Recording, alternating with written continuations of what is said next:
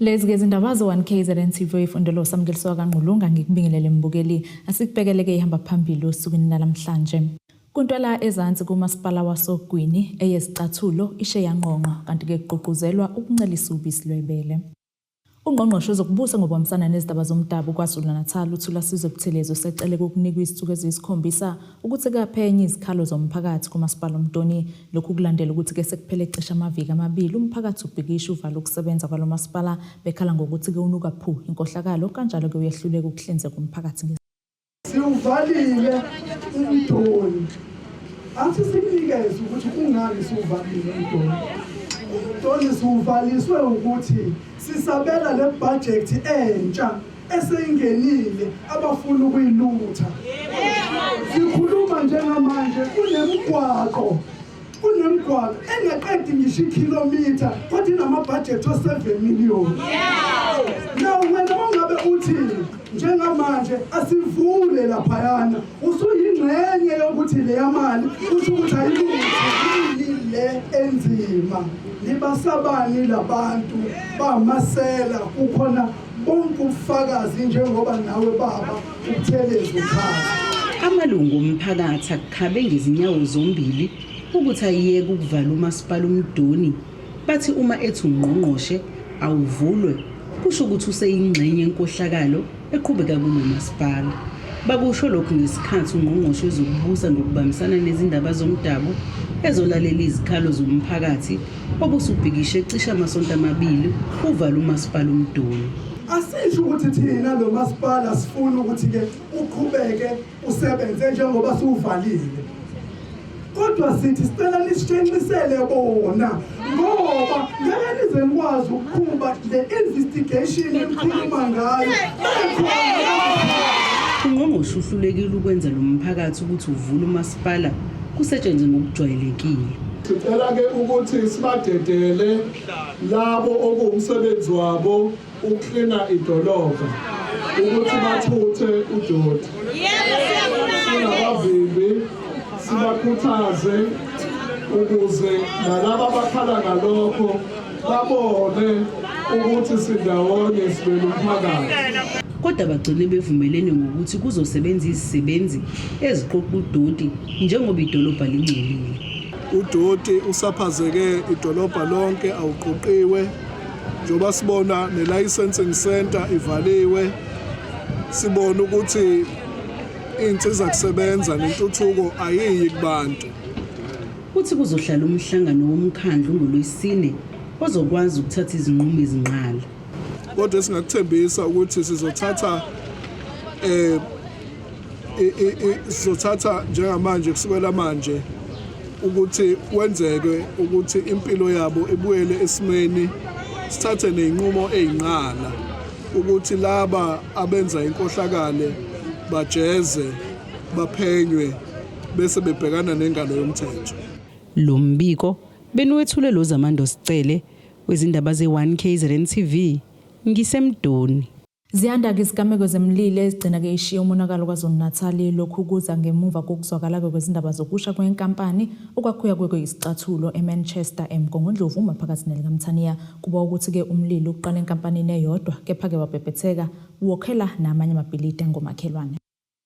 Osomabhizinisi abathintekile ngesikhathi kusha ifemu yezicathulo eManchester eMgongondlovu bathi babona ngentuthu ngesikhathi besemakhaya kanti oyedwa wabo nongathandanga ukudalula isiqu sakhe uyachaza. I think it started around maybe around 5, around that time, but I only got to know around 6. I did see from where I live there a lot of smoke from this area, so I drove down to come and see what's going on because I work close by. And when I got here, I couldn't enter because both sides of the roads were blocked. There were a lot of people here. And when I got to the scene, yes, the place was already ablaze, and the fire brigade was there trying to extinguish the blaze. Uthi ifemi ishe yaphela. I mean, if you had a look at the property where the fire was, there's nothing basically left of it. The roof's caved in and the walls are falling and there's nothing really left that was inside. Please keep fire extinguishers because you never know electrical where it triggers off and whatever, and to save something burning down to the ground, if you've got fire extinguishers and maybe a fire hose, you can stop it where it really starts from. Kanti uthuka manje abakayazi imbangela yomlilo basaphenya. Sometimes it's not controllable because businesses do close and sometimes the plugs are left on and some electrical stuff left on. So you can't really say. Also with the power outages and the power surges, that can also cause problems if you've got electrical appliances and things plugged on. So you can't really tell, what's going to happen if you're not in. If the business was operating at the time, there would have been people around and maybe could have sorted the problem out before it went so far. Look, I haven't heard anything as yet, and we're still waiting on because there are people doing investigations there, so we don't really know what really triggered it off, whether it was the adjacent building or electrical or whatever. So we haven't come to any conclusion yet. Umnyango wezokubusa ngokubambisana nezindaba zomdabu KwaZulu-Natal ukhiphe isixwayiso ngomoya ngempela sonto. Ungqongqoshe womnyango kaCocta umfundisi uThulasize Buthelezi usebeke onke amathimba abhekene nezinhlekelele ukuba abe ngomumo njengoba kukhishwe isixwayiso ngesimo sezulu namhlanje. Ngokwalesi sixwayiso kungase kusabalale imililo yequbula ezindaweni eziningi esifundazweni. Izakhamuzi ziyanxuswa ukuba zingayiqali imililo ezindaweni ezivulekile. Amathimba ezinhlekelele azoqhubeka nokusigada isimo kwisifundazwe sonke. Kulesigameko akekho olimalile okanye washona. Ezindabeni ze1KZN TV uAyanda Dube kusemkhongondlovu. Ungqongqoshe womnyango wezempilo esifundazweni KwaZulu-Natal noMagugu Simelane usekhuthazeke omama basebasha ukuba bengakushalazeli ukuncelisa izingane ubisi lwebele. Usho kanjena ke njengoba iNingizimu Afrika isevikini lokukhuthaza ukubaluleka kobisi lwebele.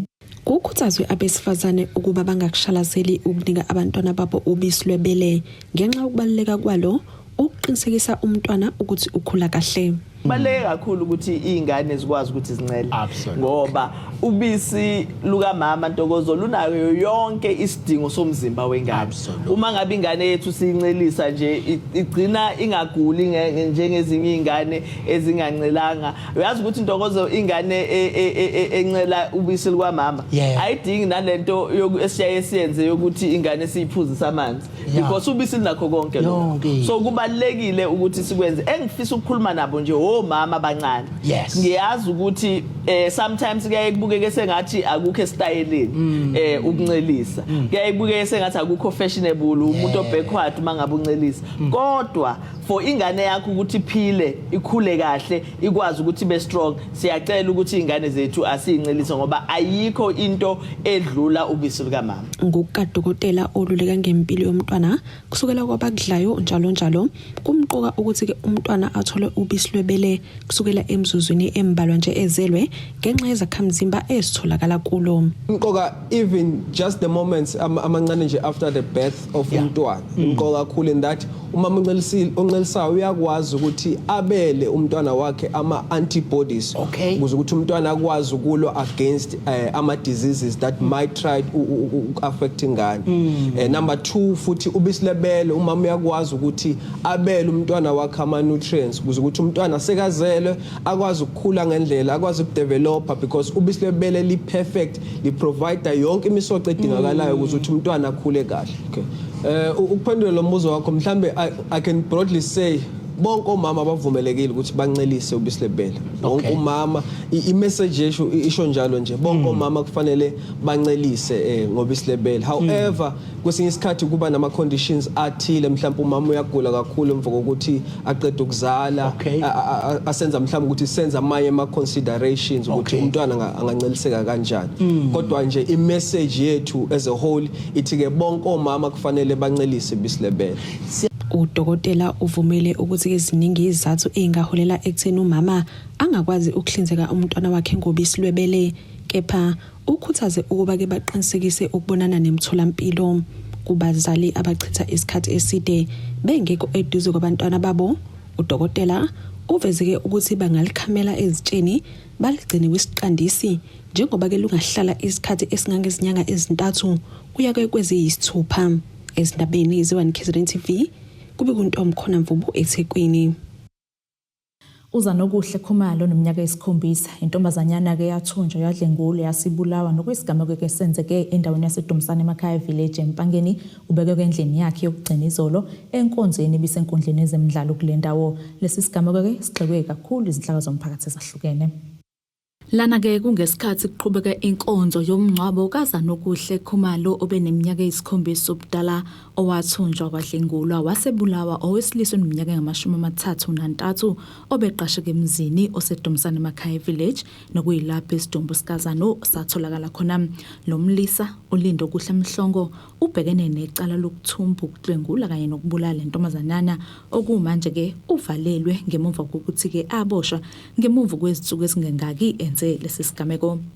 Ubuholi obabeyingxenye yabantu ababezamazise umndeni usigxekileke lesi sigameko njengoba ngizenze ezifana nalezi seziyinsakavukela umchilo wesidwaba. Siyabonga ukuthi umsolwa uthwakele njengamanje ungaphakathi ejele. Sibonga kakhulu amaphoyisa abagcina umthetho. Kuyisehloko lesike msazi esibe kakhulu. Nesithanda ukwanda manje ngoba kule term njengenile sakhumbula ukuthi iqala term lapha eBomvini khona eNgulezane kwaduka ingane shwathi ishonile nalapha ke futhi kuyenzeka manje ke isimo umuntu ufuna sikhuze ngoba azihle neze ukuba kwenza ifana lezi ukuba kuhlukumeze izingane nabantu abadala kanye besifazane phela kabi nje ukuza ukuthi abantu besilisa kuya babazilwane sanokuza nje umbiko othulwe uGeneral Mkhwanazi ukuthi abantu besilisa aboshiwe awu 60,000 ngakho ubugebengu. Siyakhuza ukuthi lento ayinhleneze emphakathini. Umndeni kaZanokuhle uthi ke yize noma behlelwe lesi sigameko kodwa ke babonga uNkulunkulu ukuthi bakwazile ukuthi bathole ithambo labo njengoba kunemindeni eminingi egcina engakwazanga ukuthi ithole ithambo labathandiweyo babo. uNkulunkulu benathi ziningi ingane ezilahlikile thina sibe nenhlahla nani ithambo kaZanokuhle sizohamba nazo sokufika abanye khona lapha ezweni lakithi lapha kwaZulu-Natal abazifihlile namanje ingane zabo abazi ukuthi kuphi okwenzakele thina siwumndeni wakwaNkwanyana asifisele omunye umuntu. Siyacela semgcina bazalwane nisiliphe umkhuleko sisazophuma nawo uZanokuhle naye ekhaya sombeke endaweni yakho yokusina isiphe umkhuleko bazalwane akekho ngecala bazalwane uvuma uNkulunkulu wathatha okungokwakhe. Siyabonga utholitha. Kanti ke inhlangano ebhekelela besifazane kakhulukazi omama engaphakathi emaphoyiseni SAPS Women's Network esifundeni King Mcetshwayo ithi ke ayizuphumula uma ke kusanezigameko ezifuze lezi ehlukumeza umphakathi. Kwazi kuyahlelwa lamaqhawe ethu kanje. Ndeni wami enguthandayo wonke. Ngizothikile sinani. Noma kunjena sizoba nani. Futhi asizuyibhoqi zami. Inhlangano yami leyo Women's Network ihamba i-district yonke. Sisebenzisana nama-police stations awu-12 eKing Mcetshwayo. Asizukuphumula. Yonke into esikuthinta umuntu ethinta isakhamuzi. People living with disability. Ogogo laba babanje inkunzi bekuyohola. Yizo zonke izinto lezi zisithintayo njengenhlangano. Ngemuva kokuthi ke kwenzeke lesi sigameko umphakathi wakule ndawo ngosuku lwangolesine wabeke usuvuka umbhejazane washisa umuzi la beqashe khona lomsolwa okhulumela kamaphoyisa esifunde King Mcetshwayo uKapteni Siyanda Shangase ukhuze kumphakathi kuba kungasithathela umthatho ngezandla ngoba lokho kulicala wathi ke abazothalakala ukuthi bathinteke isigamekweni sokushisa komuzi bazobhekana nengalo yomthetho. Phenyo lihamba kufika la khona ukuboshwa khona umuntu ushuthe umuntu oyoboshwa noma laba bantu abayoboshwa abashisile lapha la ukuhlala khona umsolwa bese bethosa amacala eAsin. Asithishelele etolo sebesiqhubeke nazo indaba zethu.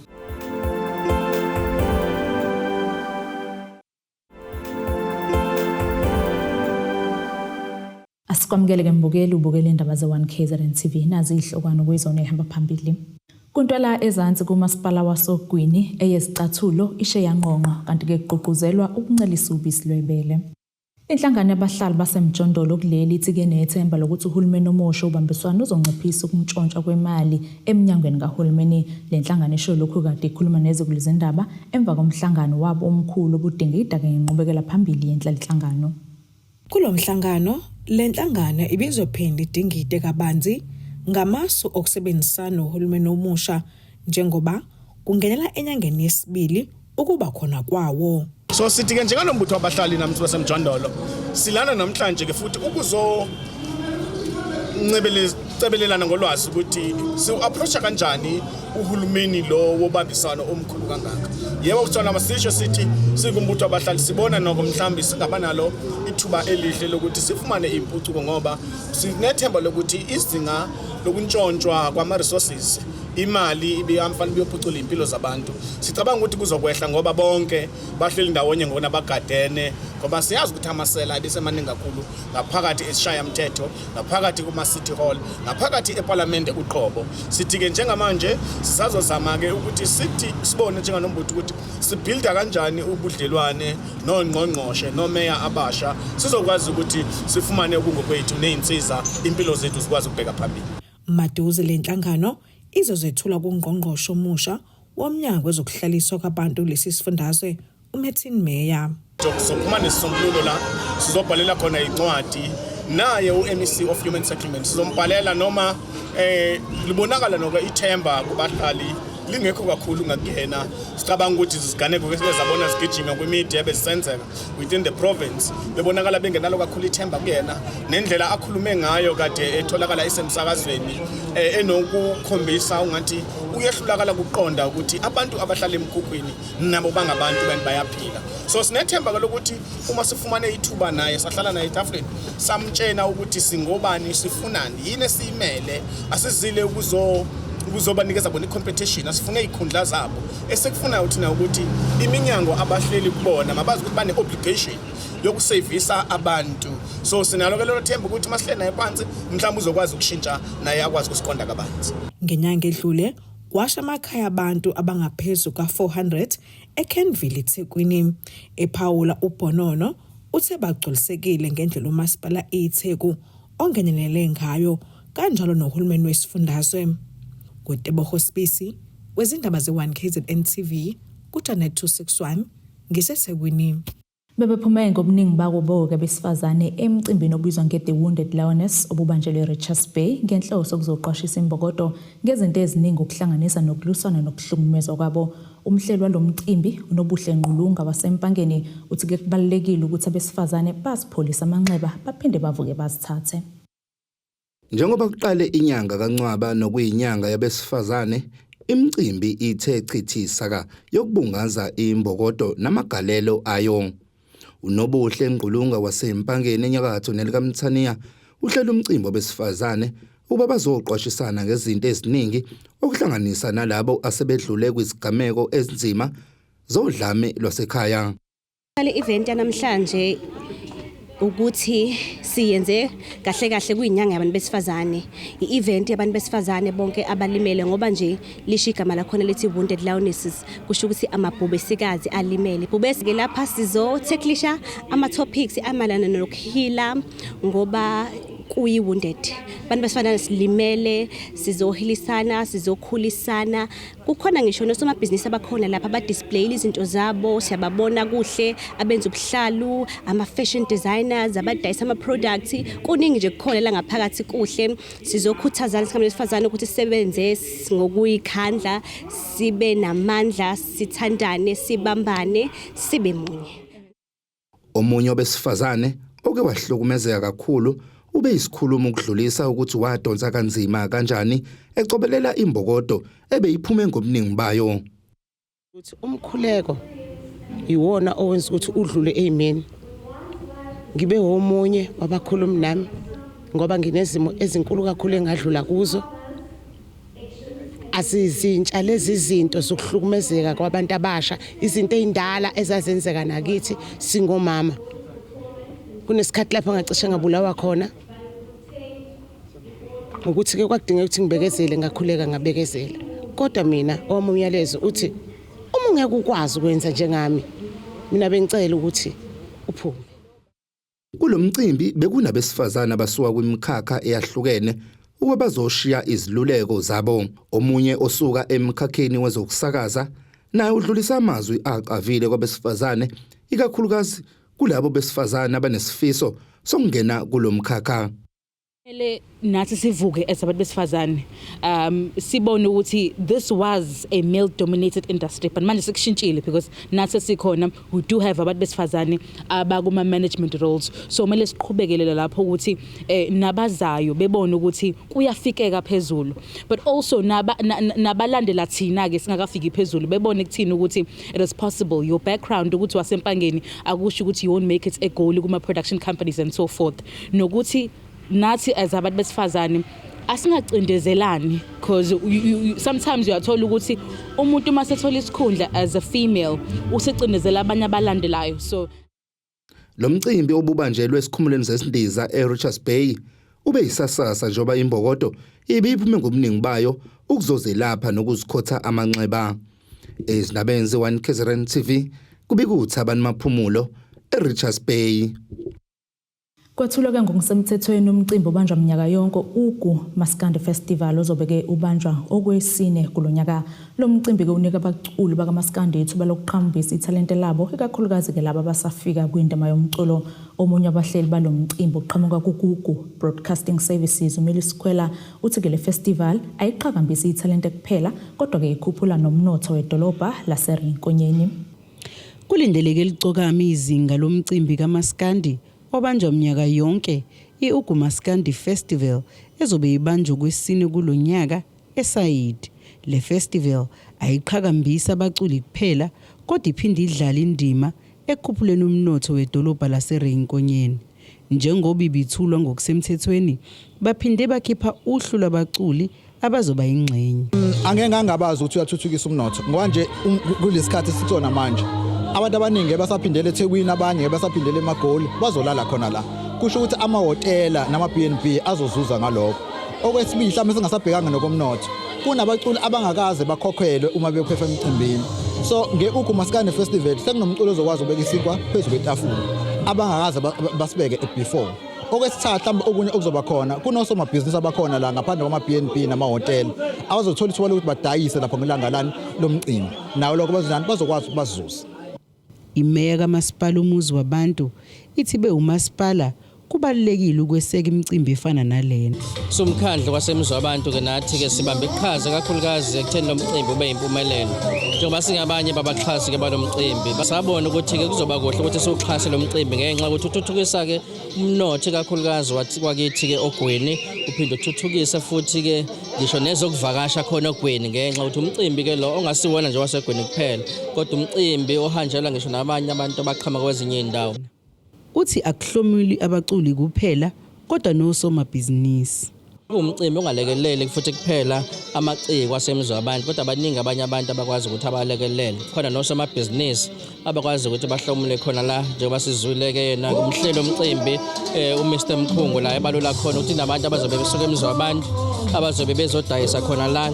Siyazi ukuthi mesikhuluma ngobuciko sikhuluma ngento eziningi asikhulumi ngabantu abaqulayo kuphela khona nyabanye abantu abenza izinto ikakhulukazi ubuhlalu ikakhulukazi ukuthandwa kakhulu kuyona le micimbi kanje nabo basuke bekhona ke bezokukhangisa ngemisiko yabo. Usekela meya kaMasipala eRinkonyeni uthi lo mcimbi udlala indima enkulu ekufundiseni ngesintu. Okokuqala lo mcimbi uyafundisa ngesintu. Uma ngabe sibuka nje la kuma artists eswabonile sibone ngisho ama artists aseyingane osho ngamanye amazwi lawo ma artists ona asevele aseyibambile into yesintu. Kodwa ngaphezulu kwalokho ke lo mcimbi usilethela abantu abaningi endaweni yaSogwini nakumasipala waseRinkonyeni abafike la balethe imali ngokubhuka eindaweni. For example abakhona nje kwayinamhlanje bazolala emahotela ala Ogwini nangaphansi kakhulu umasipala waseRinkonyeni bazothenga ezitolo eziseRinkonyeni. So kuningi osilekelela kuona lo mcimbi. OweUGu Broadcasting Services ube eseveza abaculi abangalindeleka. Silanda abantu njengoKhuzane, salanda iGcokama, salanda oBahupha abaphuma khona lekhaya, uthwasa leKhansela. Seqa saye Eastern Cape salanda uNongoma noThonati. saphinde sathi uphuma kancane saye kaBhaca salanda usikweletu salanda uchwanele eBhaca ukuthi babe ingxenye yomcimbi weKhomaskani Festival. Lo mcimbi uzobanja mhla zingama-28 kuSepthemba kulonyaka. Ezindabeni ze1 KZN TV kubi kuzamando Sicele ngisesayidi. Asiphinde sayitolo futhi soba siqhubeke nazindaba zethu.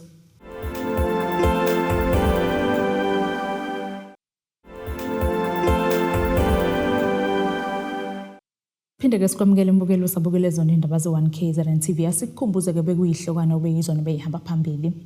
Kuntwala ezansi kumasipala waSogwini eyesicathulo ishe yanqonqa kanti ke kuququzelwa ukuncelisa ubisi lwebele. Ake sibheke engosini yezomnotho.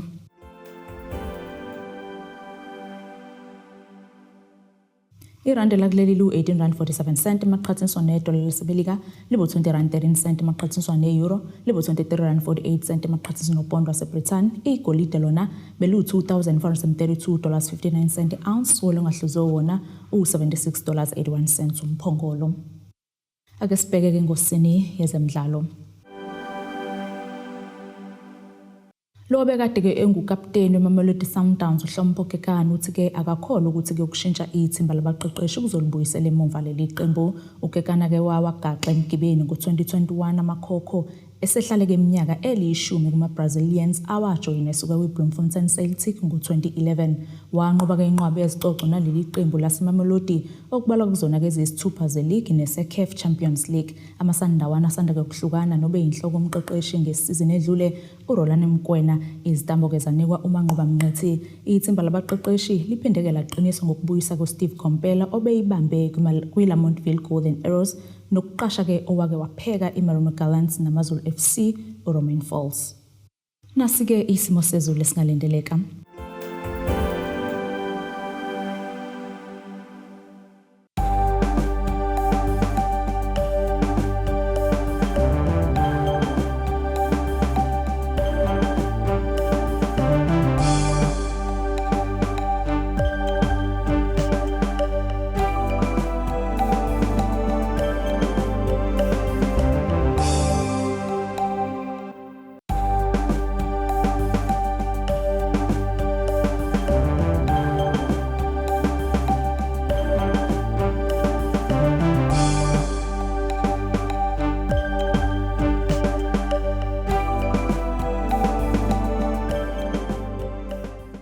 Bukeleke siyagoqa besiphathele zona sona namhlanje. Mina nawe sohlangana futhi kusasa ngasi isikhathi esifanayo.